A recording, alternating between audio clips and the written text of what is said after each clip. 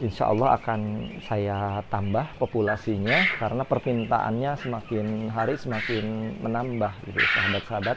Sampai di puncak kemarin saat lebaran itu saya harus mencari telur ke sesama rekan peternak yang lainnya.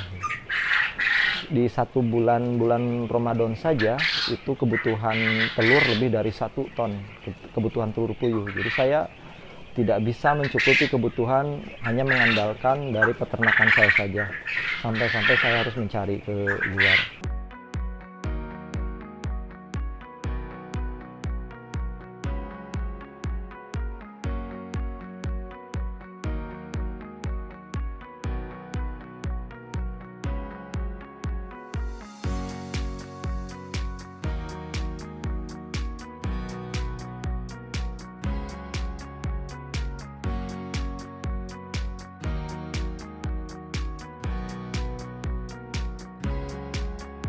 Assalamualaikum warahmatullahi wabarakatuh. Apa kabarnya sahabat-sahabat Jampang Farm? Pada video kali ini saya akan membahas bagaimana prospek peternakan puyuh ini di tahun 2025. Sahabat-sahabat, prospek ternak puyuh di tahun 2025 ini cukup bagus, terutama setelah munculnya program unggulan dari Bapak Presiden Republik Indonesia, Bapak Prabowo Subianto, dengan program makan bergizi ini terbukti efektif dapat menaikkan permintaan telur puyuh.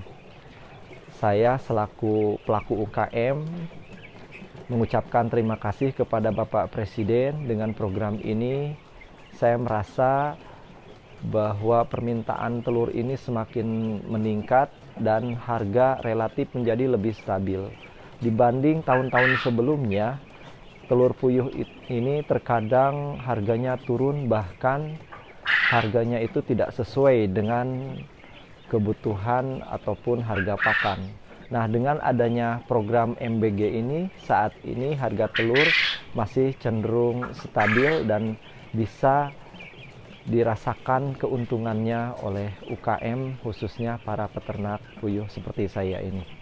Nah, bagi sahabat-sahabat yang tentunya memiliki keinginan untuk berwirausaha di bidang peternakan puyuh, insya Allah sangat prospektif, namun perlu diperhatikan sahabat-sahabat, jangan sampai tidak melakukan riset pasar terlebih dahulu. Jadi sahabat-sahabat, lakukan terlebih dahulu riset pasar berapa kebutuhan telur puyuh di daerah sahabat-sahabat. Jangan sampai karena kita melihat prospek dengan adanya program MBG ini, kemudian serta-merta kita membangun populasi tanpa perhitungan.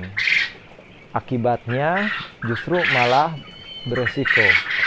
Sebab banyak sekali kasus-kasus yang terjadi harga telur itu turun diakibatkan karena selain permintaan yang turun, ya permintaan telur yang turun, juga karena banyaknya muncul para peternak-peternak pemula yang belum mengetahui atau belum menguasai pasar, sehingga dia tidak bisa menentukan harga. Dia kalah sama tengkulak harganya, mengakibatkan harga telur di pasaran menjadi turun. Nah, hal itu harus diantisipasi sahabat-sahabat. Pastikan sahabat-sahabat harus melakukan riset pasar. Selain ternak puyuh juga banyak sebetulnya prospek-prospek yang hubungannya dengan program MBG ini, seperti kebutuhan sayur, ya. Nah, setelah saya pelajari, ternyata vendor-vendor itu membutuhkan bahan baku lokal. Tentunya kalau dari luar relatif operasionalnya sangat tinggi. Namun di daerah-daerah seperti di daerah saya, kebutuhan bahan baku untuk makan bergizi itu sangat kurang. Oleh karena itu, ini merupakan suatu peluang bagi masyarakat. Mari kita sama-sama mengambil peluang ini. Mari sama-sama kita berwirausaha, tidak hanya di sektor peternakan puyuh saja, boleh sektor lain seperti pertanian.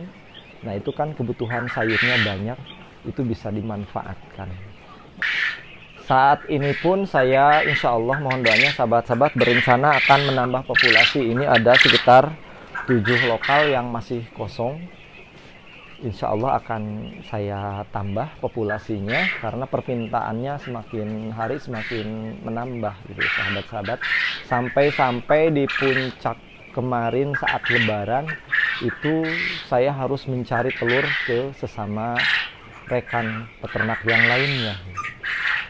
Di satu bulan Ramadan saja itu kebutuhan telur lebih dari 1 ton kebutuhan telur puyuh. Jadi saya tidak bisa mencukupi kebutuhan hanya mengandalkan dari peternakan saya saja. Sampai-sampai saya harus mencari ke luar. Nah, ini mengindikasikan bahwa prospek peternakan puyuh saat ini cukup menjanjikan. Silakan sahabat-sahabat ambil peluang di daerah masing-masing. Jangan sampai kita tidak merasakan manfaat dari peluang ini.